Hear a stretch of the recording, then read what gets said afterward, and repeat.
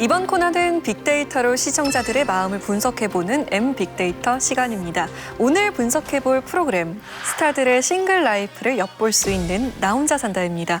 전민기 위원이 준비하셨죠? 네, 매주 금요일 밤은 나 혼산 보면서 하루 마무리하시는 분들 많을 것 같은데요. 2013년 3월 첫 방송을 시작으로 올해 8주년을 맞이했습니다. 시청자 여러분, 안녕하십니까? 드디어 해냈습니다. 드디어 저희가 정기 팬덤이 됐습니다. 오랜만이다. 정말 오랜만이에요. 무지개 모임의 기념식을 지금부터 시작하도록 하겠습니다.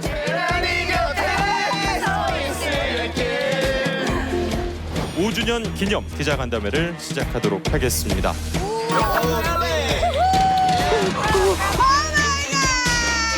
무지개 오늘 시작하겠습니다. 나 혼자 산다가 벌써 7주년을 맞이했습니다. 사실 오늘이 나 혼자 산다 8주년이 되는 날이에요. 현재까지 총 133명의 무지개 회원들이 출연해 혼자 사는 일상을 공개했는데요. 2021년 1월부터 5월까지 전체 언급량은 10만 6,760건으로 집계됐고요. 올해 평균 가구 시청률 9.1%, 2049 시청률 5.8%를 기록했습니다. 지난해에 이어 올해도 동시간대 시청률 1위를 놓치지 않으며 금요일 밤 예능 최강자 자리를 굳건히 지키고 있습니다. 나 혼자 산다가 어느덧 8주년을 맞이했습니다. 이제 명실상부 MBC 대표 예능이라고 해도 과언이 아닌데요. 자, 이처럼 나 혼산이 긴 시간 동안 화제성을 이끌어오면서 8주년을 맞이할 수 있었던 원동력은 무엇이라고 생각하시나요? 다양한 1인 가구들의 삶을 볼 수 있었다는 것, 그것이 중요한 요소가 아니었나 싶습니다. 내가 지금 1인 가구로 살고 있는 사람이라면 그 모습을 통해서 동질감을 느낄 수가 있겠고, 또 1인 가구를 희망하는 사람이라면 나는 저렇게 좀 살아볼까? 이런 생각을 할 수 있었던 것, 동질감과 어떤 그 환상들을 동시에 충족시켜줄 수 있었던 것들이 이 프로그램을 지속적으로 이끌어가는 원동력이 아니었나 싶고요. 또 하나는 이 안에서 자신이 살고 있는 모습들을 관찰 예능이니까 굉장히 솔직하게 보여줬어요. 그래서 어떤 회원 같은 경우에는 너무 궁색한 모습들이 막 보여지기도 하고, 또 어떤 회원들 같은 경우에는 너무나 이렇게 자유롭고 멋있는 모습이 보여지기도 하고 해서 그런 다양한 모습들이지만 솔직하게 표현했다는 것, 그것이 저는 이 두 축이 아니었을까 생각이 드는데, 언제부턴가 조금 아쉬웠던 거는 이제 고정 패널들이 자꾸 특별한 이벤트로 뭉치기 시작을 하는 거예요. 그래서 그러다 보니까 꾸미지 않은 솔직함들은 어디가 있지? 이거 다 세트장 아니야? 이런 느낌마저 어떤 땐 든다는 거죠. 그래서 그런 점들이 좀 흥미를 감소시키는 것은 좀 아쉽다라는 생각이 들었습니다. 사실 지난 몇 년 동안 꾸준히 제기되던 문제였던 것 같기는 해요. 또 내부 결속이 너무 강해지고 있는 약간 소위 이제 침묵의 문제 같은 것들을 얘기를 한 적이 있었는데, 저는 이제 어느 정도는 이게 점진적인 멤버 교체를 통해서 이제 극복해 나가고 있다고 생각을 하거든요. 그 사람들이 가장 이입했었던 황금 세대가 이제 전현무, 한혜진, 박나래, 기안84, 이시연 이 멤버였는데, 외부적 요인 때문이긴 하지만 꽤 바뀌었습니다. 로테이션이 됐어요. 근데 그럼에도 이게 크게 문제가 없을 수 있었던 게 박나래 씨가 중심을 잡으면서 또 다른 분들이, 가령 손담비 씨라든가 화사 씨 같은 분들이 또 거의 고정 멤버로 활약을 할 수 있었기 때문에 새로운 동력들이 생기지 않았나라는 생각이 들고, 그런 면에서 이제 좀 외부 요인과 별개로 이제 이시연 씨는 이제 본인이 자진 하차를 했어요. 그동안 진짜 많은 사랑해 주셔서 너무 감사합니다. 네. 위기일 수도 있긴 합니다. 왜냐하면은 약간의 그 시청률 하락세가 없진 않았거든요. 그게 이시연 씨 때문인지 모르겠지만은 그 빈자리를 어떤 멤버가 다시 새롭게 채우고 좀 새로운 이야기를 만들고 새로운 관계성을 만드느냐에 따라서 8주년 이후에 또 9주년, 10주년을 갈 수 있는 동력을 만들어낼 수도 있지 않을까, 긍정적인 기대를 해봅니다. 고정 멤버들은 우리에게 어떤 편안함과 익숙함을 주고, 바뀌는 멤버들을 통해서 또 새로움을 계속해서 변화를 주니까 볼 때마다 새로운 모습들을 좀 볼 수 있다는 게 장점인 것 같고요. 그래서 8년을 이어온 힘은 결국에는 섭외에 있다라고 저는 보는데, 예를 들어서 최근에 이제 곽도원 씨나 야구 선수 황재균 선수, 사실은 이런 사람들의 일상을 볼 수 있는 기회 자체가 없는데 나 혼사는 그런 점들을 해내고 있다라는 게 8주년까지 올 수 있었던 가장 큰 힘 같습니다. 자, 그렇다면 시청자들은 최근에 나 혼자 산다를 어떻게 보고 있을지 올해 데이터를 통해서 본격적으로 분석해 볼까요? 네, 나 혼자 산다 연관 검색어 준비했습니다. 윌슨 싱글 라이프, 어머나, 집돌이, 먹방, 댓글, 이런 키워드들이 관련 검색어로 떠올랐습니다. 과연 나 혼산에 어떤 이야기들이 담겨 있을지 궁금해집니다. 먼저 어머나부터 살펴볼게요. 무엇과 관련된 검색어인가요? 네, 나 혼산은 매주 어머나 반갑습니다라고 이제 프로그램의 포문을 열고 있죠. 어머나 반갑습니다. 어머나 반갑습니다. 이 인사를 딴 특별한 기획과 관련된 단어로 해석할 수 있습니다. 바로 4월 2일부터 시작된 8주년 특집 어머나 반갑습니다인데요. 어머나 반갑습니다. 특집 제1탄이 준비되어 있습니다. 아, 너무 기대돼. 자, 1탄의 주인공.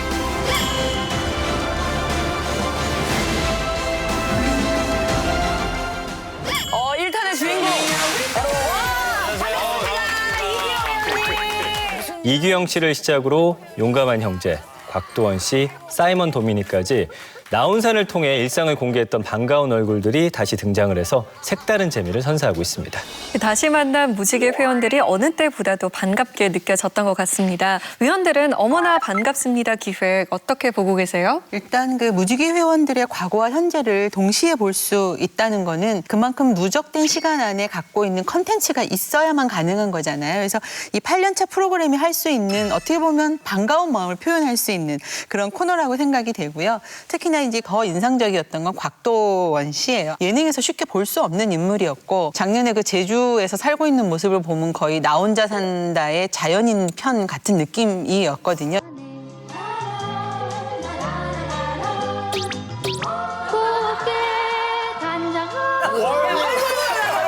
그 날이 많이 더워졌어. 여전하신 아이고 팅커벨인가? 아 커튼 생겼네. 저게 팬분들이 그때 커튼 없다고. 맞다. 이때 커튼이 아예 없었구나. 커튼을 이제 보내주셨어요. 아이고. 보내주셔서 너무 감사하게 잘 쓰고 있는데 길이가 짧아.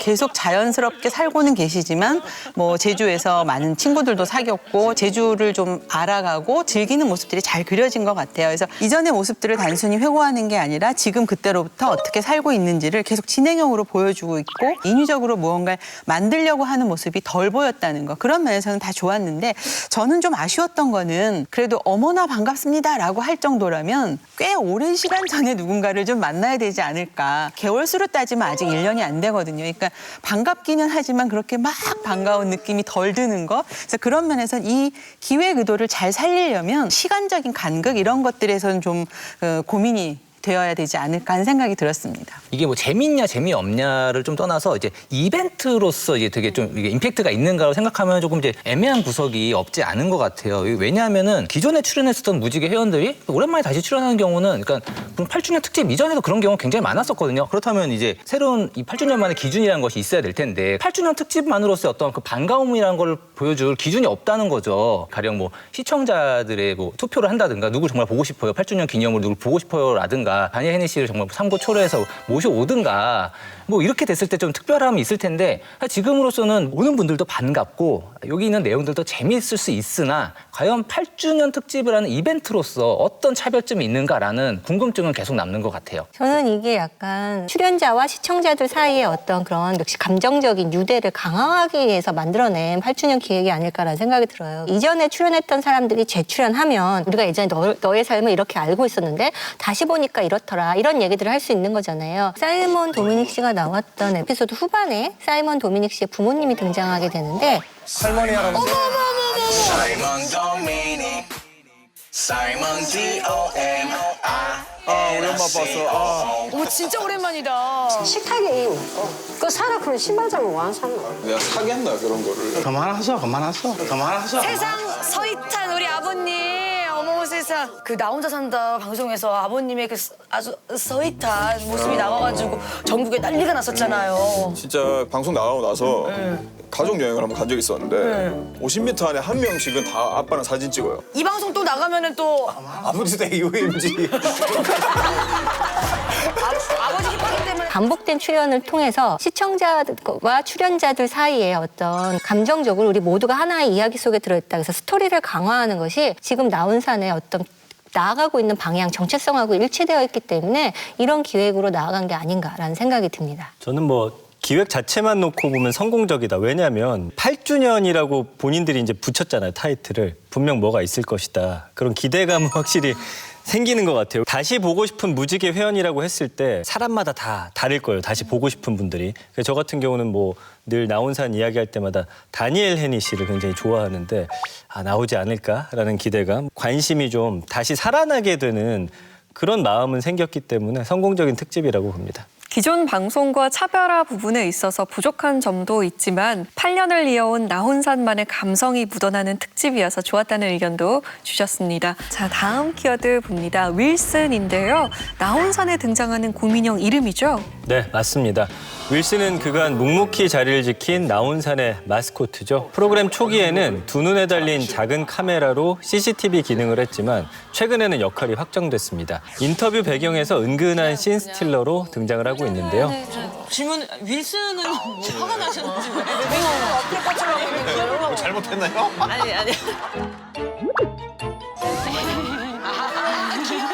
무지개 회원들의 하루를 대표할 수 있는 소품을 착용하는가 하면 인테리어와 위화감 없이 녹아드는 자연스러운 모습을 보여주며 화제를 모으고 있습니다. 윌슨의 귀여운 코스튬 플레이를 확인할 수 있었던 나 혼자 산다의 언급량 탑3 회차를 살펴보면요. 확실히 얼굴은 좀 되게 굉장히 작아졌다고는 하는데 발레가 이제 몸 그 자세 교정 같은 거 굉장히 좋다고. 아니 오른쪽 기다려.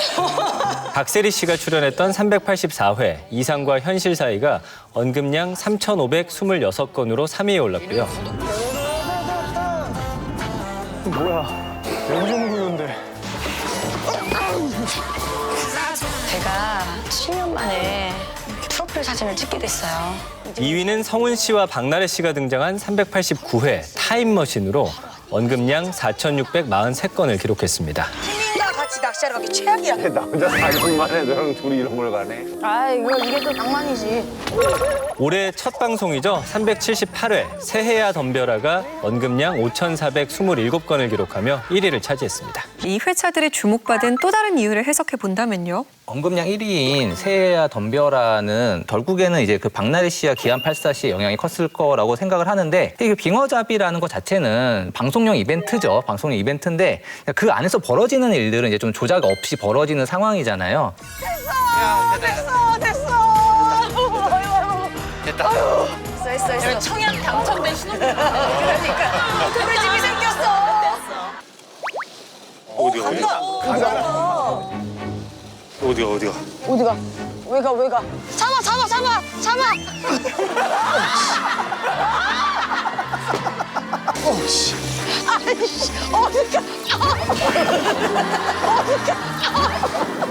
아니 진짜 어디가? 정말 어떻게 천재 코미디 작가가 연출을 해도 안 되는 장면일 거예요. 정말 보는 사람들이 그러니까 배를 잡고 웃을 수밖에 없는 그런 상황이 만들어졌거든요. 그렇기 때문에 이제 사실 그 언급량 자체는 이 새해맞이 에피소드가 1위긴 한데 시청률은 그 다음 회차가 더 높았어요. 그 빙어잡이 2부가 그때 나왔었거든요. 그러니까는 1부를 봤었던 사람들이 대박 에피소드에 좀 냄새가 나는구나 해서 이제 그 2부를 봤을 확률이 되게 높다고 저는 생각을 하고요. 어떤 관찰 예능도 어느 순간부터 정말 집에만 있는 장면 갖다가 재미를 만들어내기는 굉장히 어렵습니다. 어떤 설정은 들어갈 수밖에 없죠. 다만 어떤 재밌는 일이 벌어질 수 있을 만한 상황에 놓고서 조작 없이 하는 것이 이제 관찰 예능에서 재미를 이끌어내는 방법이라고 생각을 하는데 그 빙어잡이 에피소드가 굉장히 그런 상황이었다고 생각하고 출연자가 진심으로 어떤 감정을 느낀다. 그거에서 재미를 느끼는 것 같은데 그런 소위 진정성을 느낄 수 있었던 에피소드였기 때문에 또 언급량이 많지 않았을까 생각합니다. 아무래도 이제 우리가 많이 봤던 패널들이 반복해서 나왔을 때 회차가 언급량이 높다라는 생각이 들어요. 공통적으로 박나래 씨가 등장을 했고 그 외에 이제 고정 패널 무지개 회원에 속하는 뭐 성훈 씨라든가 자주 나오는 박세리 씨라든가 이렇게 반복되는 출연자가 있다 보니까 박나래 씨가 메인 주연이고 다른 패널들은 고정 출연자가 돼서 만드는 약간 앙상블 시츄에이션 코미디적인 느낌이 있는 거죠. 거기서 이제 그 각각의 이제 사람들이 레귤러로 등장하는 사람들이 연기까지는 아니지만 자기 역할을 맡아서 이렇게 하고 있는 거죠. 가령 지금 기안84 씨는 뭘 해도 실패하는 사람. 그다음에 예를 들어서 박세리 씨는 뭐 큰손 언니 약간 이런 느낌으로 등장을 계속 하고 있고 그 캐릭터에 맞춰서 편집이 되고 전체적으로 거기서 그 캐릭터가 있기 때문에 생겨나는 웃음 포인트들이 있거든요. 그래서 이런 일들이 반복될 때 약간 화제성하고 뭐 이렇게 시청률도 높아지고 이러는 게 아닌가라는 생각이 듭니다. 네, 소재부터 화제성, 솔직함까지 시청자의 이목을 끌만한 시청 포인트가 참 많은 회차들이었다라는 생각이 듭니다. 자, 그렇다면 앞서 소개된 회차 이외에 기억에 남는 에피소드를 꼽아주신다면 어떤 거였을까요? 저는 앞서 이제 박현주 의원님이 말씀해주신 그런 시츄에이션 코미디적인 측면 그리고 이제 그 캐릭터 수행이라는 측면에서 박나래 씨가 출연했었던 그 욕망 라이프 청산기 편이 굉장히 재미가 있었어요. 그러니까는 박나래 씨가 건강 검진을 받았는데 여기저기서 안 좋습니다. 근데 그때 한국 펜션에서 슬로우 라이프 하겠다. 굉장히 방송적인 세팅입니다. 사실 여기서 되게 뻔하게 가기 시작하면은 오늘 힐링이 된다 이런 얘기로 갈 수 있죠. 초반에는 약간 그런 느낌이 있었어요. 그러니까 평상에서 점심 먹고 있는데 저런 데서 밥 먹으면 맛이 없을 수가 없지. 그런 얘기를 하면서 뭔가 다들 힐링 좋아 이러고 하고 있었는데 정말 이제 시간이 지날수록 특히 저녁에 박나래 씨가 오랜만이다 저거. 나한테 놓으면 최고급이지. 그치. 사이즈가 딱 맞죠.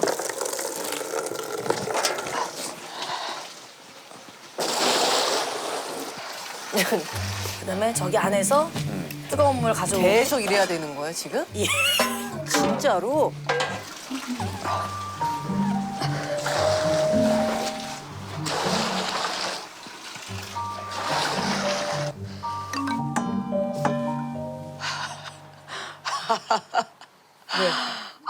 차가워. 차가워. 어떡하지? 반식욕이요? 반식욕 물 뜨다가 쌍물 나올 뻔했어 진짜. 팔팔 끓고 있잖아요. 이거 떠 가서 내려놓잖아요. 내려놓으면서 식어. 맞아? 쫄쫄쫄 내려오면서. 진짜. 욕이 나고 있는데 욕을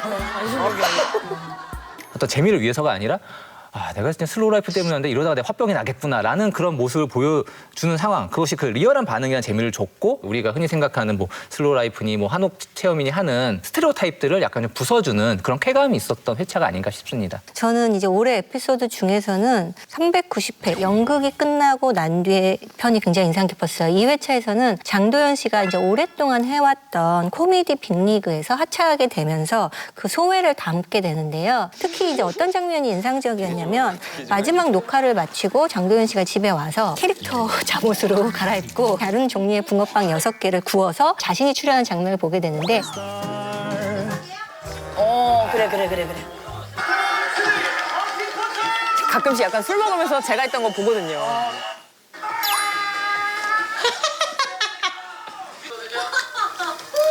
진짜인데 어떻게 댄스 배틀 한번 하실래요?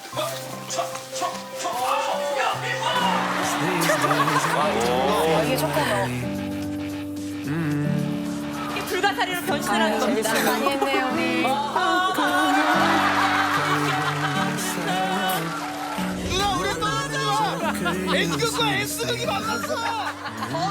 무대가 되게 귀한 무대라는 걸 매번 서면서도 느꼈지만 오늘은 더욱이 좀 소중했던 무대라는 것도 다시 한번 느끼게 됐고. 그때 그 장면을 보면서 약간 울컥하는 느낌이 여겨졌어요. 그러면서 사실 1인을 삶을 살아가는 사람이 밖에서 어떤 일이 있어도 그것을 소화하는 것도 또 혼자서 해야 되는 일이잖아요. 그런 것들에 대해서 굉장히 진실한 감정이 정말 느껴졌고 이 나온산이 가지고 있는 그런 장점이 가장 충분히 발휘된 회차가 아니었나라는 생각이 들었습니다. 저는 원년 멤버였죠. 김광규 씨가 출연했던 385회 오늘부터 화공 김광규 편이 굉장히 인상적이었는데요. 인사동에 가서 문방사호를 구입하는 그런 장면들이 등장을 합니다. 굉장히 털털한 모습으로 슬렁슬렁 가서 이제 붓도 보고 여러 가지 화구들을 보죠. 그래서 그걸 구입해갖고 집에 돌아오는 길에도 보면 택시 안에서 택시 기사님하고 그냥 세상 얘기를 편안하게 나누세요.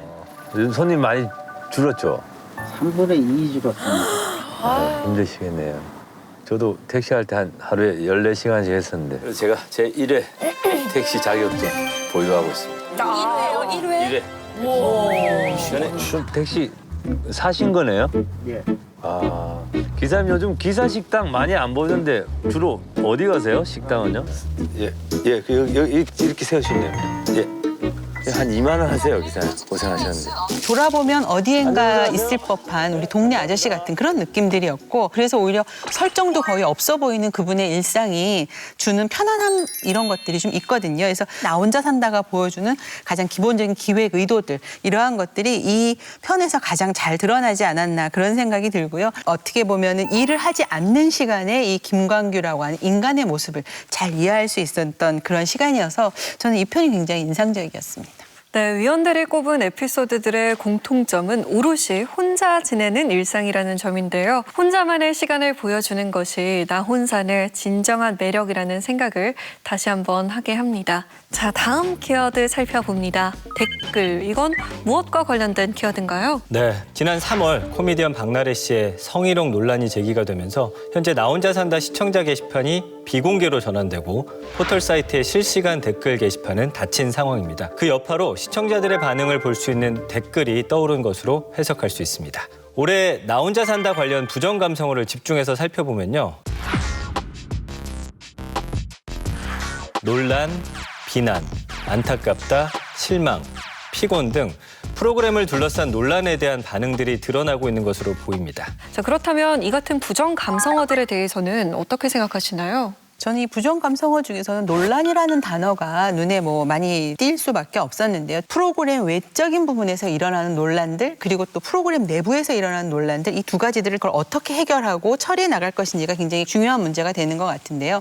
예를 들어서 박나래 씨 문제 같은 경우에 이제 최근에 그 할아버지 댁을 방문해서 본인의 최근에 그런 심정들을 토로하는 장면이 나오는데 어떤 면에서는 박나래 씨를 좀 대변하는 듯한 느낌도 들고 또 한편으로는 안쓰럽기도 하지만 조금 더 그 문제는 차가운 시선으로 우리가 정리를 해줘야 되지 않을까 하는 생각이 들어서 이런 것들을 해결할 수 있는 매뉴얼이나 어떤 방침 이러한 것들이 좀 마련돼야 될 필요성이 있겠고 사실은 이게 굉장히 더 파급력이 큰 거는 요즘에 보면 다시 보기라든지 여러 가지 그 형태로 이 프로그램들이 확산이 될 수 있는 루트들이 굉장히 많은 거예요. 그런데 이런 문제가 한번 일어나면 프로그램의 확산 경로에도 영향을 미치니까 그런 점에서는 사실은 원천적으로 대책을 세울 필요가 있지 않을까 생각을 합니다. 제가 주목하고 싶은 부정 감성어는 피곤인데 그런 것 같아요. 이제 이 출연자들 각각의 어떤 그런 소위 논란이라고 하는 것들이 생길 때 그러면은 시청자들은 나 혼자는 왜 그래라고 생각을 하게 되는 것 같아요. 그 나 혼자에 관련된 사람들이 어떤 논란이라고 이걸 인식하게 되면서 묶어서 생각하게 되는 거죠. 그러니까 그게 이제 온다 한 건 아니지만 이제 되게 직관적이 되니까는 그러면서 이제 그것들이 이제 피곤이라는 말로 이렇게 묶이는데 2년 전에 나온 사람 부정 감성어를 보면은 이제 민폐, 철없는, 오버하다, 불편 이렇게 이런 부정적 감정들이 있었는데 이런 부정 감성어는 휘발돼요. 그러니까 뭔가 고쳐지거나 그 사람이 빠지거나 뭔가 좀 바뀌면은 그게 휘발되는데 피곤이라는 거는 누적되는 감성이거든요. 그렇기 때문에 뭔가 그것이 나 혼자의 잘못이 아니라 하더라도 또 어떤 논란이라는 것이 많이 또 발생하게 된다. 이 프로그램을 보는데 내가 재밌는 게 아니라 정말 피곤하다는 느낌을 받으면은 그땐 진짜 안 보게 되거든요. 이런 면에 있어서는 되게 좀 위험한 신호일 수 있지 않을까라는 생각을 합니다. 자, 그렇다면 앞으로 나 혼자 산다가 화제성을 꾸준히 이어나가면서 또 사랑받기 위해서는 어떤 점을 더 신경 써야 한다고 보시나요? 나훈산이 이제는 스스로 점검을 해봐야 될 시점인 것 같아요. 이제까지 MBC 거의 대표 간판 예능 프로그램이었고 그렇기 때문에 계속 인기도 있고 이렇긴 하지만 인위적으로 느껴지는 부분이 분명히 존재해요. 매번 이벤트를 하고 저게 PPL인지 아닌지 모를 장소에 가서 뭔가를 하고 하지만 그 장면이 웃기기만 하다면 그냥 넘어간다. 이것이 문제는 뭐냐면 우리가 결과적으로 한 인간을 보여주는 리얼리티 프로그램이라는 거죠. 휴먼 다큐는 아니에요. 분명히 예능 프로그램인 건 맞는데 한 사람의 캐릭터를 잡아서 그의 삶을 표현하는 일이 그렇게 가볍기만 한 일일까라는 생각인 거죠. 그래서 나훈산이 지향하는 메시지 안에서 인물을 어떻게 보여줄 것인가 이런 부분에 대한 것은 사실 제작진이 고민해 볼 수 있는 문제라고 생각합니다. 그것은 프로그램의 수명을 위해서뿐만이 아니라 여기 출연하는 어떤 연예인들에 대한 그런 예의이기도 할 것 같아요. 아마 그거는 나 혼자 산다가 갖고 있던 본연의 차별성들을 지금 잘 갖춰지지 못하고 있는 게 아닐까 싶어요. 처음에 이 기준이 결혼이 기준이 아니었는데 언제부턴가는 결혼 여부가 마치 나 혼자 산다 출연을 결정짓던 중요한 기준점인 것처럼 되다 보니까 나 혼자 산다 안에서 보여줄 수 있는 대상의 폭이 확 줄어드는 거죠. 근데 이것을 처음의 시점으로 돌아가서 조금 더 확산을 시켜보면 혼자 살고 있는 다양한 가구들의 이야기들을 안에 끌어들일 수가 있고 그렇게 해서 인물이 새로워진다라고 하면 고정 멤버들이 이루는 한 축과 그다음에 게스트 멤버들이 이루는 한 축이 좀 더 유연하게 섞일 수 있는 소통의 통로도 열릴 수 있지 않을까. 그래서 새로운 인물들을 발굴해내는 것. 이것이 앞으로의 나 혼자 산다가 좀 더 발전해 갈 수 있는 그런 길이 아닐까 저는 그렇게 생각을 합니다. MBC 대표 예능의 한 축을 담당하고 있는 나 혼자 산다. 큰 저력을 가진 장수 프로그램인 만큼 앞서 나눈 이야기들에 귀 기울여서 긴 시간 사랑받을 수 있는 공감대를 형성해 주길 기대해 보겠습니다. 이번 코너는 우리가 무심코 쓰는 말 중 변화가 필요한 표현에 대해 고민해 보는 시간이죠. 우리말 새로 고침입니다.